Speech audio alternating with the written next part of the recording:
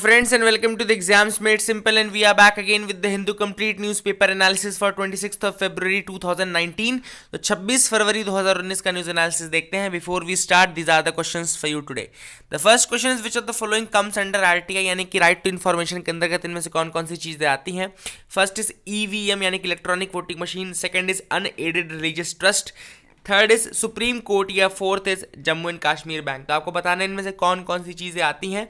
Your options are 1 only, 1 and 4 only, 1, 2 and 4 only, yeah, all of the above.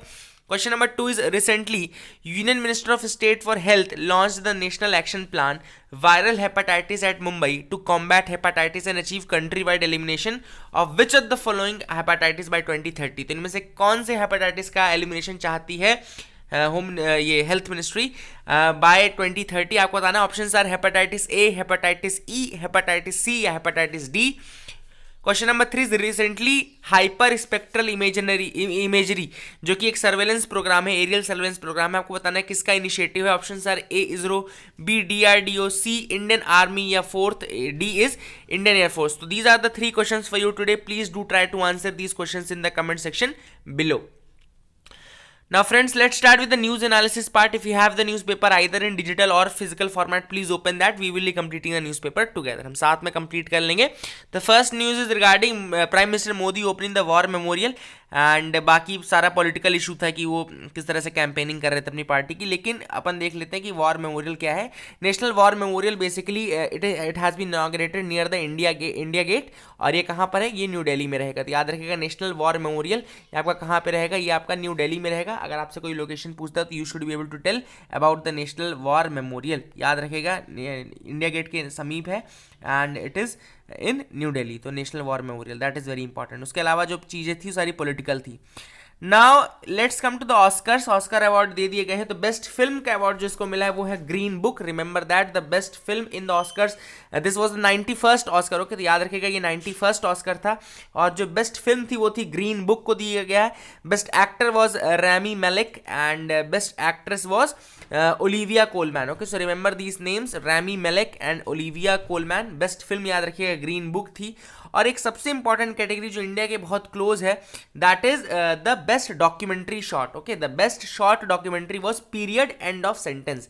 ये movie थी which is on the taboo issue of menstruation and periods.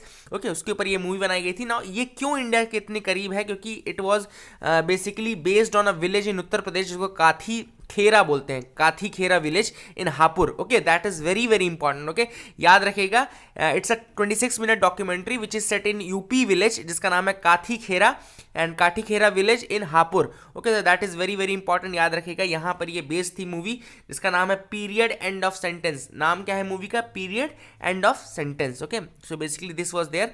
And यहाँ पे एक और नाम आया है जो है पैडमैन का. इंडिया के जो पैडमैन हो जिनका नाम है अरुणाचलम मुरुगनाथम. ओके, अरुणाचलम मुरुगनाथम नाथम. सो ये नाम है पैडमैन ऑफ इंडिया का. Okay, so that is very important. And period end of sentence नाम याद रखिएगा which is about the low cost sanitary pad making machine. Okay, low cost sanitary pad making machine जिसको बनाया था किसने? अरुणाचलम मुरुगनाथम. ओके, मुरुगनाथम ऐसे ये इनका नाम है. I am not able to pronounce it very well. Okay, तो pardon me for that. But याद रखिएगा period end of sentence. Okay, for low cost sanitary pad making machine किसने बनाया था? क्रिएशन किसका था? Arunachalam Muruganantham. Okay, so that is very important. और यहाँ पे जो ये मूवी है पीरियड एंड ऑफ सेंटेंस वो कहाँ पे बेस्ड है? काठी खेरा विलेज जो कि हापुड़ आपका उत्तर प्रदेश में. Okay, so that is based in Uttar Pradesh village काठी खेरा. बाकी आपको अवार्ड्स पता रहना चाहिए. बेस्ट फिल्म आपको पता ही है ग्रीन बुक है. Okay, and this was the 91st academy award यानी कि एकेडमी अवार्ड बोलते हैं या फिर ऑस्कर अवार्ड बोलते हैं. 91st था. ओके, एंड बेस्ट मूवी जो कि फॉरेन लैंग्वेज की है वो रोमा थी जो कि मैक्सिको में बेस्ड है. Movie was based on Mexico, Roma. Okay, so these were the important awards which are there जिसको आपको याद रखना है. ओके, तो ये आप याद रखिएगा. Period of the end of sentence के बारे में ज़्यादा आपको दिमाग में रखना पड़ेगा क्योंकि उसमें क्या किसके ऊपर बेस्ड थी? लो cost sanitary pad making machine के ऊपर. किसने बनाया था? अरुणाचलम मुरुगनाथन ने बनाया था. एंड ये जो है कहाँ पे बेस्ड है? ये काथी खेरा विलेज हापुड़ उत्तर प्रदेश में based. Okay, so these are the facts which are very important and you must remember all these facts related to this news item. Okay, इनको याद रखिएगा. Now let's move to the next news item. आगे की तरफ move करते हैं अपन. And देखते हैं क्या इंपॉर्टेंट न्यूज़ है यहाँ पे बांदीपुर जो फॉरेस्ट में फायर हुआ है उसके लिए इंडियन एयरफोर्स के चॉपर्स के थ्रू वाटर यहाँ पे उसका यूज़ करके इसको बुझाने के काम किया जा रहा है। बांदीपुर आपको पता है, मैंने बताया कर्नाटका में है। ओके, जब आप मैसूर से निकलते हैं एंड तब आपको रास्ते में पड़ता है Bandipur. Okay, Karnataka, that is very important, location याद रखेगा। ओके, बांदीपुर की, तो ये पूछ सकते हैं आपसे। And let's move to the next news item, आगे की तरफ देखते हैं। यहाँ पे Smriti Irani has inaugurated Titan वाला म्यूजियम। ओके, तो टाइटन वाला museum has been inaugurated by Smriti Irani. और कहाँ पे ये इनॉग्रेट किया गया है? बागरू, राजस्थान में। तो एक लोकेशन भी अपने को पता चली, बागरू राजस्थान की लोकेशन है। और बेसिकली टाइटन वाला म्यूजियम ये किसके ऊपर बेस्ड है? इट विल शोकेस द छिपा communities hand block printing. Okay, तो एक छिपा कम्युनिटी है, राजस्थान की कम्युनिटी, छिपा कम्युनिटी आई थिंक। तो एक बार आप देख लीजिएगा और श्योर कर लीजिए, हो जाइएगा। छिपा कम्युनिटी जो है उसके हैंड ब्लॉक प्रिंटिंग को शोकेस करेगा ये म्यूजियम, टाइटन वाला museum. Okay, that is very very important. तो अगर आपसे कोई पूछता है कि टाइटन वाला म्यूजियम इनमें से किस कम्युनिटी पे बेस्ड है, you should be able to tell Chhipa community. याद रखिएगा, छिपा कम्युनिटी, उसके हैंड ब्लॉक प्रिंटिंग के ऊपर बेस्ड है ये टाइटन वाला museum. It has been inaugurated in Bagru, Rajasthan. These are the facts which are there, you should remember them. Okay, Titan वाला म्यूजियम, बागरू, राजस्थान, क्या शोकेस करेगा? Chhipa communities hand block printing. Okay, तो ये सारे फैक्ट्स थे जो अपने को दिमाग में रखने हैं। Now let's move to the next page. यहाँ पे yog guru Ramdev may head the country's first government recognised board of Vedic education. तो गवर्नमेंट रिकॉग्नाइज्ड पहला बोर्ड ऑफ वैदिक एजुकेशन बनेगा जिसको हो सकता है कि योग guru Ramdev may head. Okay, तो अभी ये चीज़ क्लियर नहीं है, अभी जो श्योर नहीं हुई है, जैसा कि न्यूज़ में ही मे हेड लिखा है। तो जब ये श्योर हो जाएगा तो अपन बता देंगे। लेकिन अभी फॉर टाइम बीइंग अगर आपसे कोई पूछता है कि who may head the first country's first government recognised board of Vedic education, तो याद रखिएगा योग गुरु रामदेव का नाम आ रहा है। Government's first government recognised board of Vedic education ये बनने वाला है। Okay, so these are the facts from this part. Okay, इसको याद रखिएगा। अब गुनीत मोंगा का अगर नाम आता है तो याद रखिएगा पीरियड एंड ऑफ सेंटेंस में इनका बहुत बड़ा योगदान है। ओके, सो ये भी याद रखिएगा, को प्रोड्यूसर थे गुनीत मोंगा। द को producer of the movie was Guneet Monga. And ये जो मूवी है ये किस पे बेस्ड है? उत्तर प्रदेश के ऊपर बेस्ड है। Okay, so these are facts which are very very important. Okay, now यहाँ पे जो ये न्यूज आइटम है, ड्रॉटलेस प्रोबेबल दिस ईयर। यहाँ पे ये न्यूज आइटम बेसिकली एलिनो के ऊपर आया कि ऐसा बोला जा रहा है कि एलिनो जो है वो थोड़ा वीकेंड हो गया है, वीक हो गया है, जिसके कारण से कि रेनफॉल जो है वो अच्छी होगी, ऐसा कहा जा रहा है as per the Skynet observation. Okay, Skynet ने ऐसा कहा है। अब देखो यहाँ पे स्काईनेट ने डिफाइन जैसा करते हैं, देखो there are 3-4 types of rainfall. एक होती है एवरेज रेनफॉल, एक होती है बिलो एवरेज रेनफॉल, एक होता है ड्रॉट में भी चला जाता है। तो अपन यहाँ पे पहले देख लेते हैं कि स्काईमेट जो है बॉडी वो क्या बोलती है। तो स्काईमेट डिफाइन करता है नॉर्मल रेंज को एट 4% विंडो ऑफ 88 सेंटीमीटर। मतलब 88 सेंटीमीटर से 4% का विंडो अगर आप रखते हैं, मतलब कि 96% से ऊपर रखते हैं, तो फिर वो नॉर्मल रेनफॉल है 88 सेंटीमीटर के। और 88 सेंटीमीटर को वो 100% लेता है स्काईमेट, और उसके बाद 4% अगर इधर उधर होता है तो वो नॉर्मल रेनफॉल है। लेकिन अगर 4% से ज़्यादा यानी कि 90 to 96 यानी कि 4% से लेकर 10% तक का अगर वेरिएशन आता है तो वो बिलो नॉर्मल कहलाता है। और अगर 90% से कम आता है तो वो ड्रॉट कहलाएगा एज पर स्काईमेट। ओके, तो ये स्काईमेट के अकॉर्डिंग है। स्काईमेट ने ये 3 चीज़ें बोली हैं। अब हम इंडिया का सिस्टम देख लेते हैं। इंडिया का मैंने अलग से लिख दिया है कि इंडिया में एग्जैक्टली क्या सिस्टम फॉलो होता है, वो बहुत ज़्यादा ज़रूरी जानना। देखो इंडिया में डेफिशिएंट, एवरेज, नॉर्मल ये सारी रेंज हैं। अब देखो एक बहुत इंपॉर्टेंट टर्म बताऊंगा मैं, मुझे लगता है कि बहुत लोगों को नहीं भी पता होगा इसके बारे में। एक टर्म है इंडिया में जो IMD के रिगार्डिंग है, that is long period average. जो एवरेज रेनफॉल है इंडिया में वो लॉन्ग पीरियड एवरेज ली जाती है, which is the average of rainfall between 1951 to 2000। 1951 से लेके 2000 तक का जो रेनफॉल का एवरेज था उसको लॉन्ग पीरियड एवरेज लिया जाता है। वही हमारे यहाँ का एवरेज रेनफॉल है, दैट इज 89 सेंटीमीटर। हमारे यहाँ जो इंडिया में होता है वो लॉन्ग पीरियड एवरेज लिया जाता है। वो पीरियड कब से कब तक का लिया गया है? That has been taken between 1951 to 2000। And ये जो रेनफॉल आती है 89 सेंटीमीटर के आसपास। Now normal monsoon is the one where rainfall is between 96% to 104% of this long period average। जैसे स्काईमेट में 4% का वेरिएशन था ना, सेम 4% का ही वेरिएशन इंडिया में भी है, लेकिन वो 89 सेंटीमीटर का है और स्काईमेट ने 88 सेंटीमीटर का लिया था। Okay, so that is the difference. Skymet और इंडिया में क्या डिफरेंस है? इंडिया में 89 सेंटीमीटर है और जो स्काईमेट है उसके अकॉर्डिंग 88 सेंटीमीटर है। एवव नॉर्मल का मतलब है अगर रेनफॉल 104% से 110% होती है लॉन्ग पीरियड एवरेज के, तो एवव नॉर्मल रेनफॉल है। ओके, और अगर 110% को भी एक्सीड कर जाती है रेनफॉल तो वो एक्सेस रेनफॉल कहलाती है इंडिया में। Okay, so these are the terms जो कि इंडिया के लिए इंपॉर्टेंट है। Long period average, I hope आपको समझ में आ गया होगा, पीरियड समझ में आ गया होगा कि 1951 से 2000 तक का पीरियड है। 89 सेंटीमीटर जो रेनफॉल आती है वो लॉन्ग पीरियड एवरेज कहलाती है, और 4% का वेरिएशन अगर होगा तो वो नॉर्मल रेनफॉल कहलाएगा, नॉर्मल मानसून कहलाएगा। ओके, एल नीनो तो आपको पता होना चाहिए ना, एल नीनो इसमें लिखा नहीं, लेकिन मैं थोड़ा सा आपको जिस देता हूं, जो पेरुवियन कोस्ट है, पेरुवियन कोस्ट का और इंडियन ओशियन का जो बेसिकली नॉर्मल साइकिल रहता है, नॉर्मल प्रेशर साइकिल ऐसा रहता है कि वहां पे जो प्रेशर रहता है, सरफेस प्रेशर वो ज़्यादा रहता है और हमारे इधर साइड कम रहता है। ओके, हमारे इंडियन ओशन साइड जो सरफेस प्रेशर है वो कम रहता है, लेकिन जब एल नीनो ईयर होगा तो वहां पे टेम्परेचर इंक्रीज हो जाएगा जो पेरुवियन कोस्ट रहेगा, और अगर टेम्परेचर इंक्रीज होगा पेरुवियन कोस्ट पे तो वहां का सरफेस प्रेशर डिक्रीज हो जाएगा। ओके, सरफेस प्रेशर डिक्रीज हो जाएगा, तो और जो इंडियन ओशन साइड का, इंडियन जो सब कॉन्टिनेंट है वहां का जो सरफेस प्रेशर है वो बढ़ जाएगा। ओके, जब ये डिफरेंस हो जाएगा कि उल्टा प्रेशर चलने लगेगा, मतलब वहां का टेम्परेचर अगर राइज होता है, जो पेरुवियन कोस्ट है अगर वहां का टेम्परेचर राइज हुआ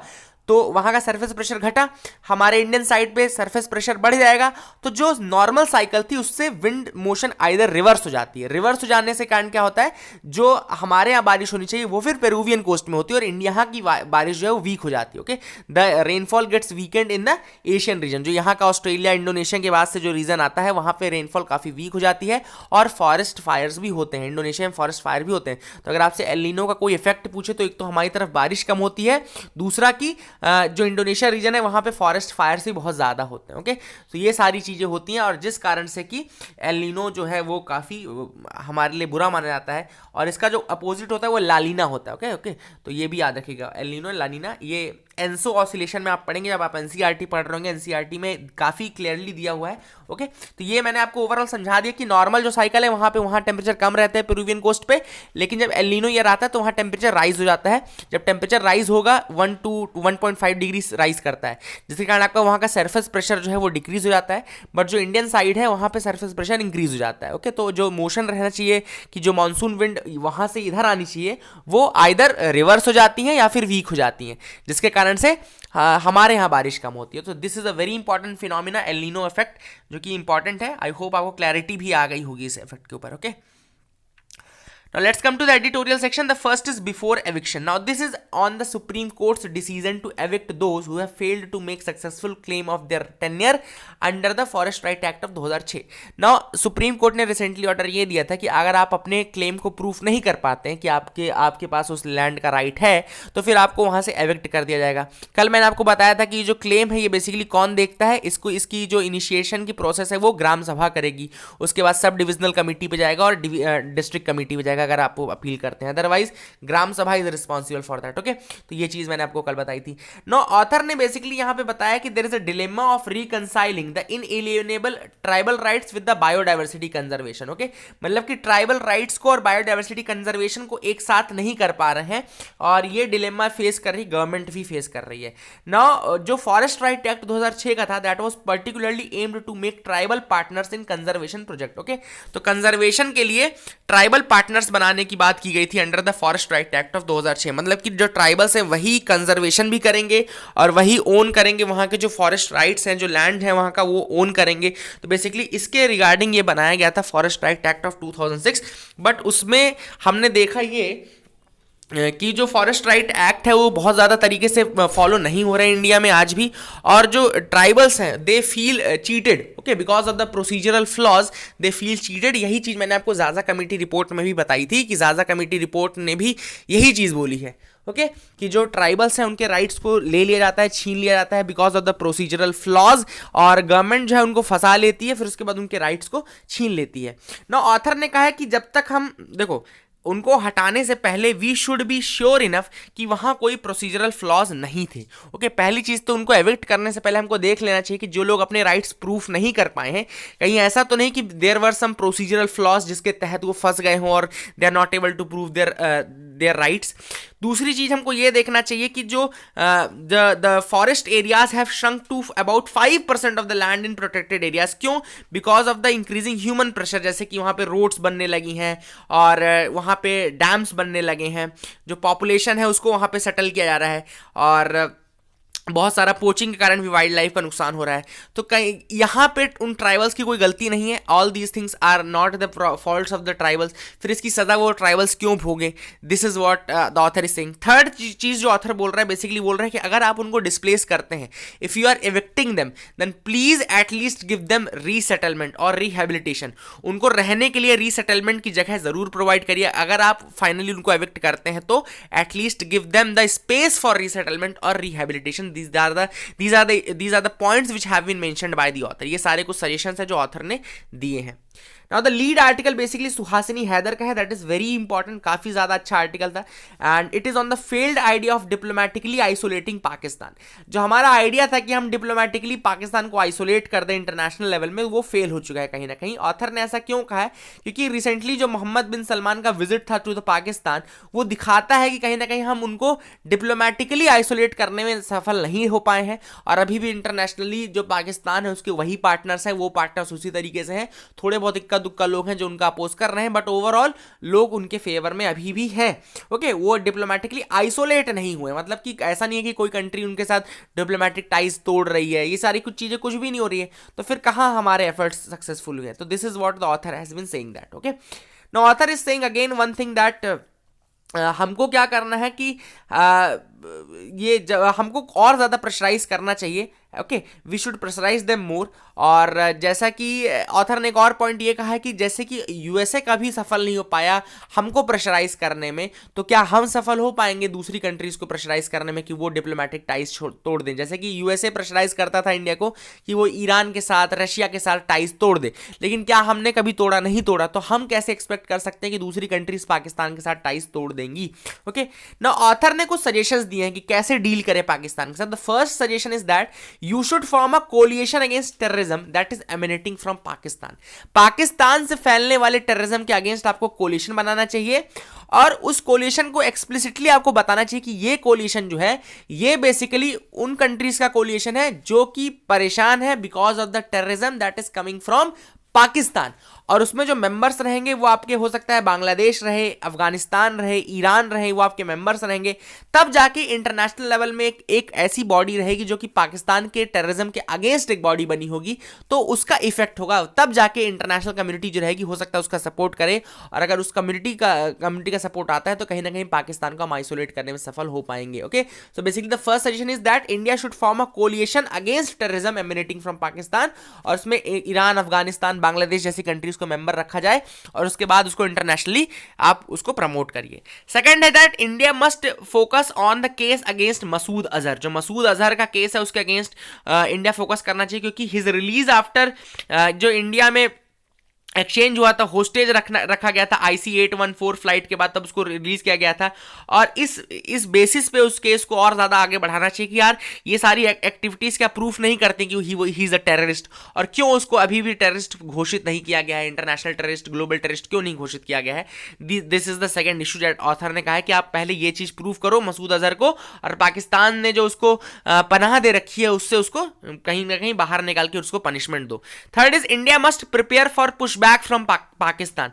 तो इंडिया को खुद को भी प्रिपेयर करना है, बिकॉज पाकिस्तान जो है वो पुश बैक करेगा। जैसे कि जब भी ऐसी चीजें इंडिया की तरफ से होती है तो वो क्या करता है, पाकिस्तान क्या करता है, कश्मीर मुद्दे को इंटरनेशनलाइज करने लगता है। तो हमको उसके लिए भी प्रिपेयर रहना चाहिए, और कश्मीर में कहीं ना कहीं हमको रिजॉल्वेंसी लाने की कोशिश करनी चाहिए। वहां पे कश्मीर में हमको पहले नॉर्मलसी लाने की कोशिश करनी चाहिए, और वहाँ के लोगों के ऊपर अपनी क्रेडिबिलिटी बढ़ानी चाहिए। ओके, उनको और ज़्यादा इस डराना धमकाने से अच्छा है कि हम उनको थोड़ा क्रेडिबल बने उनके सामने। ओके, ये हमारा एम होना चाहिए ताकि हम वहाँ पे नॉर्मलसी मेंटेन कर सके, और पाकिस्तान अगर चाहे भी तो इंटरनेशनलाइज करने के बाद भी उसको कुछ ना मिले।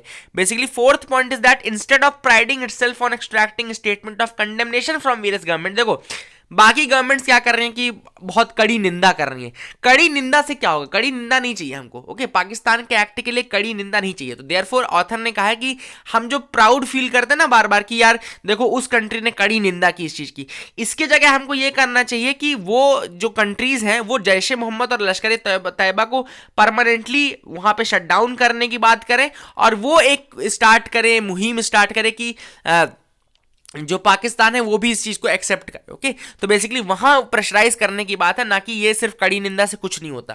Then India must also press the US, India US को भी प्रेशराइज करे to place sanctions on military establishments in Pakistan, जो पाकिस्तान के मिलिट्री स्टैब्लिशमेंट्स हैं उनके ऊपर सैंक्शंस रखे, एंड जब तक कि वो जैश ए मोहम्मद पे वायबल एक्शन नहीं लेता है तब तक के लिए वो सैंक्शंस रहने चाहिए। फिर जैसे रशिया ने भी आर्म्स डील की है तो आर्म्स डील नहीं होनी चाहिए, ये सारी चीजें नहीं होनी चाहिए। इंडिया को मेक श्योर करना चाहिए कि ये सारी चीजें ना सफल हो पाए, मटेरियलाइज ना हो पाए, तभी जाके पाकिस्तान थोड़ा प्रेशराइज्ड फील करेगा। That India can also press the US to declare Pakistan a state sponsor of terror.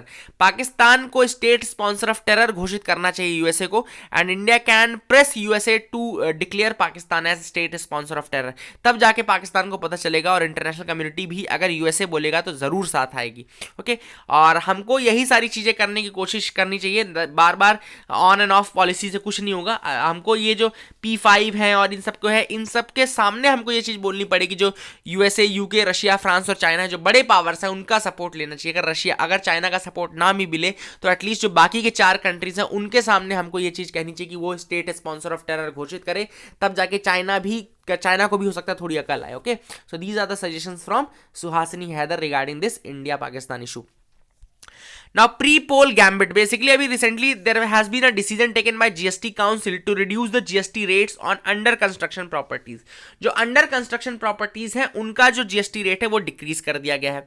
Okay, अब जो affordable homes हैं उनका जो GST है वो that will come down to 1% from 8%, and जो दूसरी रेसिडेंशियल प्रॉपर्टीज हैं उनका जो GST रेट है वो 12% से घट के 5% पे आ जाएगा। ओके, तो अफोर्डेबल होम्स का 8% से 1%, और जो अदर रेसिडेंशियल प्रॉपर्टीज है कंस्ट्रक्शन उनका 12% से 5% पे आ जाएगा। ओके, अब अफोर्डेबल होम्स क्या होते हैं? Basically these are the units that cost less than 45 lakh rupees. Okay, 45 lakh से कम रुपीज का जो कॉस्ट पड़ता है जिन घरों का, having the carpet area of 60 square metres in metro cities and 90 square metres in non metro cities. Okay, जिनका कारपेट एरिया 60 स्क्वायर मीटर से ज्यादा होता है in the metro cities and 90 square metre से ज्यादा होता है in the non metro cities, वो कहलाते हैं अफोर्डेबल होम्स। तो उनके ऊपर जो बेसिकली जीएसटी रेट है वो घटा दिया गया है, फॉर 1% कर दिया गया है फ्रॉम 8%, और बाकी जो नॉन रेसिडेंशियल जो बाकी रेसिडेंशियल बिल्डिंग्स हैं वहां पे 12% से घटा करके 5% कर दिया गया है। नो ऑथर ने जो बोला है कि this reduction is far lower than the ministerial panel recommendation of 3%। तो मिनिस्टीरियल एक पैनल बनाया गया था जिसने कि रिकमेंड किया था 3% का, उससे भी बहुत ज्यादा कम है ये बेसिकली। तो 3% का जो था वो ऑप्टिमम था, और ऑप्टिमम से भी कम कर दिया। देखो दोनों ही चीजें खराब हैं, हमको मेक श्योर करना चाहिए कि ऑप्टिमम रहे कोई भी चीज़। ऑप्टिमम अगर नहीं रहेगी तो दोनों ही चीज़ें हमारे लिए ख़राब रहेंगी। जैसे कि मैं आपको एक ग्राफ बना के दिखाता हूँ, एक ग्राफ से आपको समझ में आएगा कि ऑप्टिमम का कितना ज़्यादा वैल्यू है। देखो, अगर ये कर्व है, अगर ये ग्राफ है और ये चीज़ होती है ऑप्टिमम की, ये जो पीक होता है ये होता है ऑप्टिमम का, इसमें हमें मैक्सिमम प्रॉफिट होता है, तो दिस इज ऑप्टिमम। अब अगर आप ऑप्टिमम से ज़्यादा करेंगे तो भी आपका डिक्रीज होगा, और ऑप्टिमम से कम करेंगे तो भी डिक्रीज होगा। बेसिकली यही रीज़न है कि हमको ऑप्टिमम रखना चाहिए, ना कि ऑप्टिमम से बढ़ाना या घटाना चाहिए। Okay, so these are the things which are there. हमको ऑप्टिमम रखने की कोशिश करनी चाहिए। आई होप आपको इस फिगर से, इस ग्राफ से काफ़ी ज़्यादा क्लैरिटी आ गई होगी। टैक्सेशन का ग्राफ है बेसिकली ये, और इसमें ऐसा बोला जाता है कि अगर आप ऑप्टिमम टैक्स नहीं रखोगे तो आपका कलेक्शन दोनों केसेस में ही कम होगा, चाहे ज़्यादा करो चाहे कम करो। वही चीज़ ऑथर ने यहाँ बोली है कि 3% का अगर रिकमेंडेशन है, मिनिस्ट्रियल पैनल ने सोच के कुछ बोला है, तो आप 1% क्यों कर रहे हो। अगली चीज़ की इलेक्शन आने वाला है, तो हो सकता है कि इलेक्शन के कारण ही जो अलग अलग सेक्शंस उनको खुश करने के लिए ये चीज़ की गई है, इसीलिए इसको प्री पोल गैम्बिट बोला जा रहा है। Okay, it is known as pre poll gambit, इसीलिए इसको कहा जा रहा है। ओके, लेकिन अभी भी एक चीज़ और है कि यहाँ पे अगर आपने, ठीक है, आपने जीएसटी रेट तो घटा दिया, उसके कारण जो प्राइजेस है होम्स के वो 4 to 5% कम हो जाएंगे, लेकिन you are denying the input tax credit to the builders. अब अगर आप इनपुट टैक्स क्रेडिट बिल्डर्स को नहीं दोगे तो वो क्या करेंगे, they will be force to raise the base prices. अपने प्रॉफिट को मेंटेन करने के लिए वो बेस प्राइस इंक्रीज कर देंगे। तो दोनों केसेस में कहाँ आपका जो आपने सोचा था वो चीज़ तो नहीं हुई। और ऑथर ने कहा है कि ये जो चीज़ है बार बार आप कर रहे हो, बार बार जो जीएसटी रेट्स को चेंज कर रहे हो, basically that is destroying the entire GST structure. वो पूरे जीएसटी स्ट्रक्चर को डिस्ट्रॉय कर रहा है। क्यों ऐसा ऑथर ने कहा? क्योंकि आप बार बार उसके स्ट्रक्चर को छेड़खानी कर रहे हो। पहले आपने कहा 4 अलग अलग टैक्स रेट रहेंगे, ओके, फिर आपने उस टैक्स रेट में भी आइटम्स चेंज करना शुरू कर दिए, मतलब हर दूसरे दिन आपने जीएसटी को चेंज किया है। तो क्या मतलब हर मीटिंग में आदमी ये सोचे कि क्या रहेगा जीएसटी रेट, या कोई एक फ्लेक्सिबिलिटी इतनी ज्यादा आपने रख दी है कि वो पूरा स्ट्रक्चर ही तहस नहस हो रहा है बार बार। सो बेसिकली जो बार बार आप उसके साथ छेड़खानी कर रहे हो उसके स्ट्रक्चर के साथ, that is affecting the whole GST structure. Now let's come to the next editorial. ये जो है बेसिकली ये है ई फार्मेसीज के ऊपर, ओके। ई फार्मेसीज का बेसिकली मतलब क्या है कि जो वेबसाइट या स्मार्टफोन्स के थ्रू आप एक्सेस करते हो, इंटरनेट के थ्रू आप एक्सेस करते हो मेडिसिन को एट डिस्काउंट रेट्स और होम डिलीवरी करवा लेते हो मेडिसिन की, वो है ई फार्मेसीज, ओके। नाउ अगर शेड्यूल्ड ड्रग्स हैं तो patients can upload the prescription. अगर आपको ई फार्मेसीज के थ्रू शेड्यूल्ड ड्रग्स चाहिए तो आप क्या कर सकते हो, प्रिस्क्रिप्शन भी डाल सकते हो, ऑर्डर प्लेस कर सकते हो। नाउ ऑथर ने कहा है कि देखो ई फार्मेसीज को 2 बेसिक कारणों से रिजेक्ट किया जाता है, मतलब उसका जो उसका काउंटर किया जाता है, क्रिटिसिज्म किया जाता है, वो 2 पॉइंट्स पे किया जाता है। फर्स्ट, जो ई फार्मेसीज है उनके कारण जो एग्जिस्टिंग फार्मासिस्ट हैं और केमिस्ट हैं वो कहते हैं कि उनका लाइवलीहुड जो है वो थ्रेटेंड रहेगा। Because of the e pharmacies the livelihood of the chemist and existing pharmacist will be threatened, okay, and lakhs of jobs will be lost. दूसरा जो रीजन है वो ये दिया जाता है कि e pharmacies will open the door of drug abuse. Drug abuse के डोर ओपन कर देगा और कोई भी आदमी कोई भी चीज ऑर्डर करेगा। प्लस जो तीसरा इशू है बेसिकली काउंटरफीट ड्रग्स का है। काउंटरफीट ड्रग्स मतलब कि ऑनलाइन तो समझ में नहीं आता कौन सी ड्रग सही है कौन सी गलत है, तो क्या होता है काउंटरफीट ड्रग्स को भी बहुत ज्यादा भेजा जाएगा, बेचा जाएगा, and that will affect the public health. Basically ये 3 पॉइंट्स है जहां पे ई फार्मेसीज का काउंटर किया जाता है। Now, author is saying that these accusations are basically imaginary और कोई ऐसा डेटा है नहीं जो कि इन चीजों को सपोर्ट करता है, ओके। एंड ये चीजें सोच के हम ई फार्मेसीज को इंडियन मार्केट में ना लाएं, ये बहुत गलत होगा, that will be very wrong. क्यों गलत होगा? क्योंकि ई फार्मेसीज जो है basically they will increase the competition, and competition किसी भी फ्री मार्केट इकोनॉमी में होना जरूरी है। अदरवाइज मोनोपोलाइज अगर हम कर देंगे तो फिर that will be wrong for the customers. Customers के पास ऑप्शन होना चाहिए, ईज होनी चाहिए कि मतलब जो व्यक्ति नहीं जा सकता है वो ऑर्डर कर सके, तो ये ईज भी होनी चाहिए और कंपटीशन भी होनी चाहिए। Plus e pharmacies will help in breaking the cartelisation being done by the existing pharmacist। अगर वो कार्टेलाइजेशन करते हैं तो क्या होता है basically they increase the price, वो प्राइस को इंक्रीज कर देते हैं, इतने में ही मिलेगी आपको ये दवाई, आप चाहे किसी और से पूछ लो, ऐसा बोलते हैं ना। तो इसका मतलब ये कार्टेलाइजेशन है। तो ये जो ई फार्मेसीज है basically they will end the cartelisation as well. जैसा कि ओला और उबर आने के बाद ये ऑटो वालों की जो मनमानी थी, जैसे कि यहाँ से वहाँ जाना है तो अगर आप कहीं भी पूछो, तो जैसे अभी रिसेंटली मैंने भोपाल में ही पूछा तो दे सेड दैट कि it will cost 300 rupees, okay, and that was a 1 kilometre distance, basically walking distance था, और उसमें उन्होंने बोला 300 रुपये। उनको ऐसा लगा कि we are not familiar with the place, okay. तो इस तरीके की चीज़ें होती हैं, ओके। सो ऐसा भी होता है, एंड वही कार्टेलाइजेशन है जिसको कि एंड करने के लिए ई फार्मेसीज का आना भी जरूरी है in the pharmacy sector. Now री इमेजिनिंग दिल्ली, बेसिकली ये दिल्ली के जो स्ट्रक्चर है, गवर्नेंस स्ट्रक्चर है, लोकल गवर्नेंस का स्ट्रक्चर है, बेसिकली उसको रीडिफाइन करने की बात कही गई इस आर्टिकल में अकॉर्डिंग टू रघु दयाल। और रघु दयाल का कहना है कि देखो वहां पे there are in addition to 272 councillors, 272 councillors तो हैं ही for 3 municipalities, and 70 MLAs are there, 7 MPs are there in the New Delhi.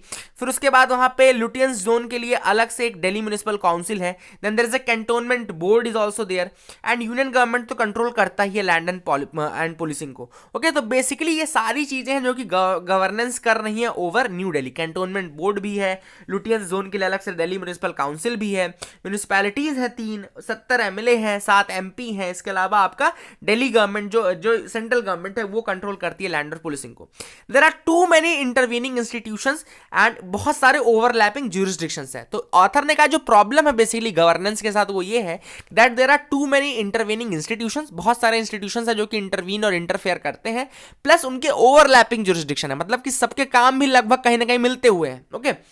अब देखो कोई भी बोर्ड है उसका भी काम एडमिनिस्ट्रेशन है, सेंट्रल गवर्नमेंट का काम भी एडमिनिस्ट्रेशन है, और तुम्हारे स्टेट गवर्नमेंट का काम भी एडमिनिस्ट्रेशन है।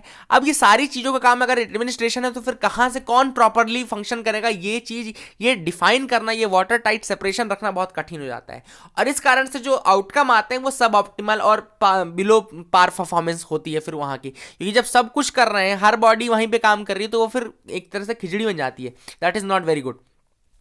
तो ऑथर ने कुछ सजेशन दिए हैं वहां की प्रॉपर प्लानिंग के लिए, दिल्ली की प्रॉपर प्लानिंग के लिए। वह है better use of technology, technology का ज्यादा से ज्यादा यूज करो। फिर क्लीनिंग सर्विसेज ले आओ, okay. Then waste management demands professionalism and technology, दोनों का जरूरत होता है, प्रोफेशनलिज्म का भी और टेक्नोलॉजी का। अगर आपको वेस्ट मैनेजमेंट करना है तो वहां के प्रॉपर लोकल गवर्नमेंट के लिए है कि अगर आपको प्रॉपर वेस्ट मैनेजमेंट करना है तो बेटर यूज ऑफ टेक्नोलॉजी करो, प्रोफेशनलिज्म लाओ। आईटी का यूज करो इन द सिटी प्लानिंग, जो सिटी प्लानिंग है या डिलीवरी ऑफ सर्विसेज है उसमें आईटी सेक्टर का यूज ज्यादा से ज्यादा करें, इंफॉर्मेशन टेक्नोलॉजी का यूज। एनर्जी सेविंग और क्लीनर टेक्नोलॉजीज का यूज करें in the urban transport, okay. तो पोल्यूशन को अगर आपको कम करना है तो energy cleaning, energy saving and cleaner technologies का यूज करें, जैसे कि green transport, green vehicle, green transport, e vehicles, इन सब का यूज भी आप कर सकते हो। देन एनसीआर का अगर आपको प्रेशर, एनसीआर जो था रीजन था बेसिकली उसका एम ये था कि प्रेशर को कम करे फ्रॉम द दिल्ली रीजन। तो आपको जो इंटर स्टेट टैक्स स्ट्रक्चर उसको थोड़ा सही करना पड़ेगा, उसको ऑप्टिमाइज करने की बात ऑथर ने कही है, ओके। और प्रॉपर प्लानिंग की बात की है, तब जाके आप कहीं इमेजिन कर सकते हो जो दिल्ली रहेगा उसका प्रॉपर एडमिनिस्ट्रेशन। तो बेसिकली ये सजेशंस ऑथर ने दिए हैं। तो यहाँ पे हॉपमैन कप है, तो ये हॉपमैन कप टेनिस से रिलेटेड है, ये याद रखेगा, okay. If the Hopman cup gets the axe, तो याद रखेगा हॉपमैन कप किससे रिलेटेड है, ये टेनिस से रिलेटेड है, ये आपको जानना जरूरी था, okay. Now let's move to the next news item, आगे की तरफ मूव करते हैं, देखते हैं क्या इंपॉर्टेंट और पॉइंट्स हैं यहाँ पे। तो बाकी के जो न्यूज़ आइटम्स है वो इतने ज़्यादा इंपॉर्टेंट नहीं है। यहाँ नितिन गडकरी ने कहा कि इंडस वाटर ट्रीटी से हमको विड्रॉ कर लेना चाहिए खुद को। तो इंडस वाटर ट्रीटी के रिगार्डिंग मैंने आपको पहले बताया कि 1960 की ट्रीटी है। आयूब खान पाकिस्तान की तरफ से थे और इंडिया की तरफ से जवाहरलाल नेहरू थे, और ये ब्रोकर की गई थी by the world bank. This is a very important fact, किसने ब्रोकरिंग की थी इस ट्रीटी के लिए, इंडस वाटर ट्रीटी के लिए, तो it was the world bank. और इसमें ICJ जो इंडस, चेनाब और झेलम की रिवर्स हैं उनको वेस्टर्न रिवर्स बोलते हैं, और वो पाकिस्तान की तरफ जाती हैं, और रवि, ब्यास और सतलज जो है वो इंडिया को मिलती हैं, और वो नदियां ईस्टर्न रिवर्स जो है इंडिया को मिलती है। तो ये फैक्ट्स अगर आप याद रखोगे तो आपको इंडस वाटर ट्रीटी के रिगार्डिंग क्वेश्चन आई होप बन जाएगा। और अभी उज प्रोजेक्ट काफी ज्यादा न्यूज में था, उज is the tributary of Ravi river, तो ये मैंने रिपीट भी कर दिया पूरा मुद्दा। और अभी उज प्रोजेक्ट न्यूज में था, UJH उज प्रोजेक्ट। तो उज याद रखिएगा किसकी ट्रिब्यूटरी है, रावी की ट्रिब्यूटरी है। तो ये आपको समझ में आ गया होगा। Now Britain should hand over the Chagos island to Mauritius. अब यहाँ पे देखो चैगोस आइलैंड जो बेसिकली है वो कहाँ पे किस ओशन में आता है, ये पहला क्वेश्चन जो कि पूछ सकते हैं। चैगोस आइलैंड जो है वो कहाँ किस ओशन में आता है, वो इंडियन ओशन में आता है। This is the first thing which you should know. दूसरा, ये ब्रिटिश ओवरसीज टेरिटरी है, ब्रिटिश ओवरसीज टेरिटरी है और मॉरिशस की है। एंड इसके ऊपर अभी बेसिकली ब्रिटेन ओवरसीज टेरिटरी है और मॉरिशस पे क्लेम कर रहा था, okay. Now international court of justice ने अभी एक एडवाइजरी जुरिस्डिक्शन दिया है जिसमें उन्होंने ये कहा है कि that UK must leave its control, यानी कि ब्रिटेन को अपना कंट्रोल छोड़ना चाहिए और हैंड ओवर कर देना चाहिए चैगोस आइलैंड को, चैगोस आर्कीपेलागो को, to the Mauritius, okay. Mauritius को ये दे देना चाहिए।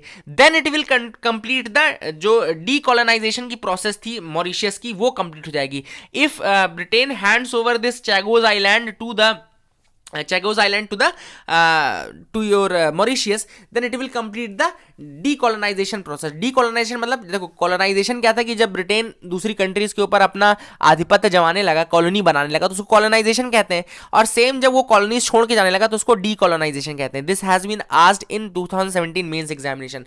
मलय पेनिनसुला का डीकोलोनाइजेशन के ऊपर क्वेश्चन पूछा जा चुका है, ये आपके मेंस में है, ओके। वर्ल्ड हिस्ट्री जब आप मेंस पढ़ोगे तो उसके सिलेबस में डीकोलोनाइजेशन एक टॉपिक दिया गया है, तो अच्छे से एक बार सिलेबस तो रटी लो, है ना। और वही है चैगोस आइलैंड किसका है आपको याद रखना है, ये किसका है, ये मॉरिशस का है वैसे। और ये at present is the British overseas territory, Britain इस पे क्लेम करता है।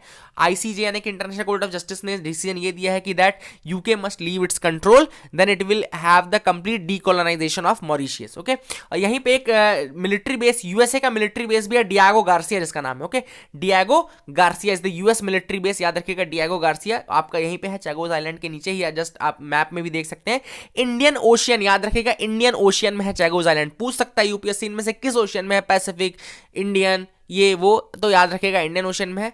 और बाकी मैंने आपको बता दिया। ICJ के बारे में आपको पता है, हेग नीदरलैंड में इसका हेडक्वार्टर है। ICJ international court of justice, UN court भी बोलते हैं इसको, UN का कोर्ट है, इंपॉर्टेंट है। और इसमें 15 जजेस रहते हैं जिनका की टर्म रहता है, टेन्योर रहता है 9 सालों का, ओके। 9 ईयर्स का टेन्योर रहता है। और याद रखिएगा हेग नीदरलैंड में इसका सेंटर है। तो दीज आर द फैक्ट्स चैगोस के रिगार्डिंग भी मैंने आपको बता दिया। आई होप आपको क्लैरिटी आ गई होगी इन सारे पॉइंट्स के रिगार्डिंग, याद रखिएगा। नाउ बैंक्स में set repo rate as the benchmark. देखो अभी जो बेंचमार्क है ये किसके बेंचमार्क की हम बात कर रहे हैं, यहां हम डिसाइड कर रहे हैं लेंडिंग रेट्स की, कि बैंक किस रेट में पैसा लोन पे देते हैं, that is the lending rate. Lending rate का मतलब किस रेट पे लोन पे दे, जैसे suppose house loan 8%, suppose just for example suppose house loan 8% है, तो 8% will be the lending rate. Okay 8% क्या है, लेंडिंग रेट हो गया। अब यहां पे जो न्यूज आइटम है बेसिकली ये है कि most of the commercial banks now they are agreeing on setting as repo rate as the external benchmark to decide the lending rate. Okay external benchmark को सेट करेंगे लेंडिंग रेट का as repo rate को ही set करेंगे, मतलब केवल repo rate को। And this will start from 1 April, ये 1 अप्रैल से स्टार्ट होगा। ओके और जो रेपो रेट है that is the key policy rate of the reserve bank of India. जब उसको इन्फ्लेशन से लड़ना या होता है या डिफ्लेशन से लड़ना होता है तो रेपो रेट को बढ़ाया घटा देता है।